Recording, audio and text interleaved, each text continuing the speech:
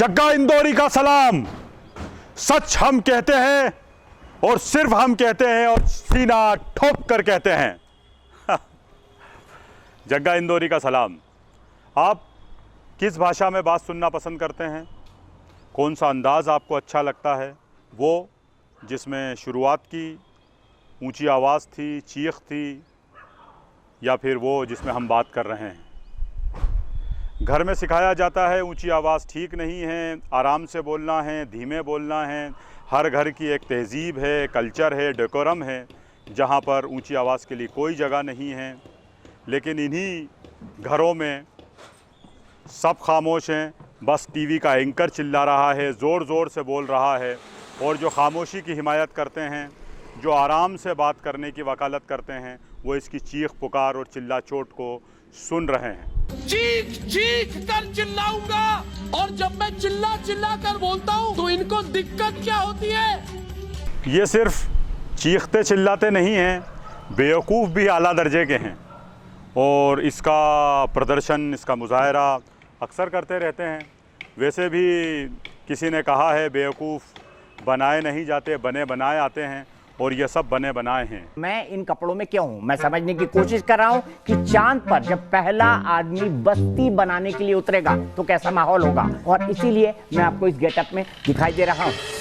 रसोड़े में कौन है? रसोड़े मतलब रसोई में। कल मेरे साड़ी पर जूस गिरा था और मैं नहाने गई थी। तुम चने कुकर पर चढ़ा करके मेरे पास आई थी, तब रसोड़े में कौन था? मैं थी, तुम थी। ये राशि कुकर में से चने निकाल दिए और खाली कुकर गैस पे चढ़ा दिया। झूठ का बाजार सजा हुआ है, मुद्दों से भटकाया जा रहा है, नई नई बातों को खड़ा किया जा रहा है।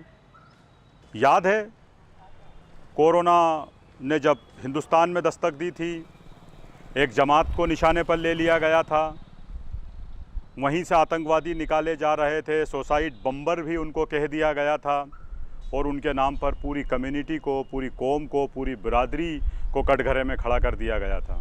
ऐसा लग रहा था जैसे उन्होंने कोरोना को बुलाया है और वही मुल्क में फैला रहे हैं।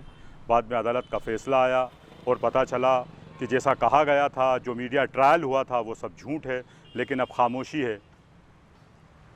यहाँ तो हालत ये हो गई है कि अब कोई कोरोना की बात करने को तैयार नहीं है, क्योंकि सुशांत सिंह को इंसाफ दिलाना है। एक लाश 60,000 लाशों पर भारी हो गई है। A complete green lighting of the CBI investigation. And I want to add here, Paramveer Singh should resign because the Supreme Court has said the Mumbai police has to cooperate with the Central Bureau of Investigation now. That is a clear statement that is coming from the Mumbai police. The Mumbai police has been told, I would say warned by the Supreme Court of India to cooperate with the CBI. Big moment. Congratulations to all. Priyanka, to you, Pratibha, to all of us, Swapnil. This is an incredible moment in our country's history, and we have more updates coming in from the CBI. Wow! इनका सबसे डरावना चेहरा नफ़रत का है। क्या कभी सोचा जा सकता था, कहा जा सकता था कि मीडिया नफ़रत भी फैलाएगी?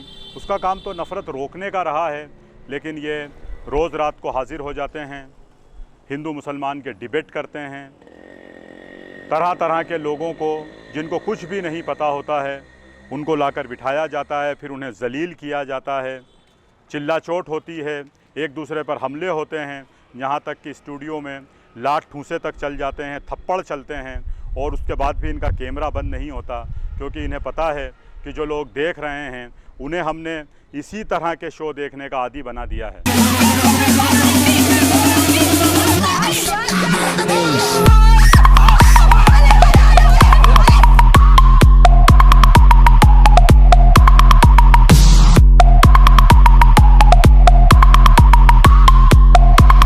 आप जाइए, आप जाइए, अरे आप छोड़ दीजिए।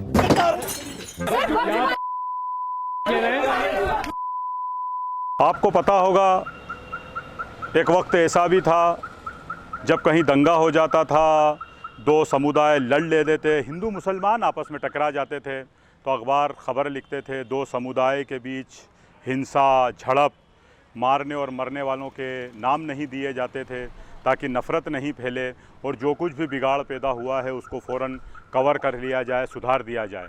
लेकिन इनके पास तो लाइसेंस आ गया है, ये तो नाम के साथ किसी को भी आतंकवादी बता सकते हैं, किसी के भी इमेज ख़राब कर सकते हैं। जो इनको पसंद नहीं आएगा उसको राष्ट्रद्रोही, देशद्रोही कह देंगे, क्योंकि इनके चैनल की तो टैगलाइन है राष्ट्र सर्वप्रिय, राष्ट्र धर्म और देश हित के लिए तो सारे चैनल चल रहे हैं।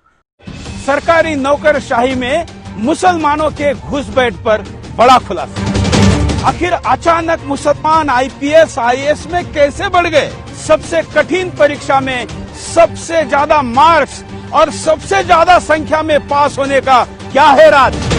क्या इनको देखकर लोग घबरा नहीं रहे हैं? क्या इनसे डरना नहीं चाहिए? क्या ये घर घर में नफ़रत नहीं पहुंचा रहे हैं? क्या सतर्क होने की ज़रूरत नहीं है? हो सकता है कि अभी इनके शो, इनका अंदाज़, इनका तेवर लोगों को पसंद आ रहा हो क्योंकि वो इज़्ज़त से बाहर हैं, लेकिन जो इनकी चपेट में हैं, जिनको ये रोज़ निशाने पर ले रहे हैं, जब वो लोग ख़त्म हो जाएंगे, जब निशाने नहीं बचेंगे, तो क्या जो अभी खुश हो रहे हैं, इनकी बेवकूफ़ी पर ताली दे रहे हैं, इन्हें पत्रकार कह रहे हैं, इन्हें सच्चा और अच्छा बता रहे हैं, वो सब भी निशाने पर आएंगे, क्योंकि ये एक ऐसा काम शुरू हुआ है जो किसी को छोड़ने वाला नहीं है।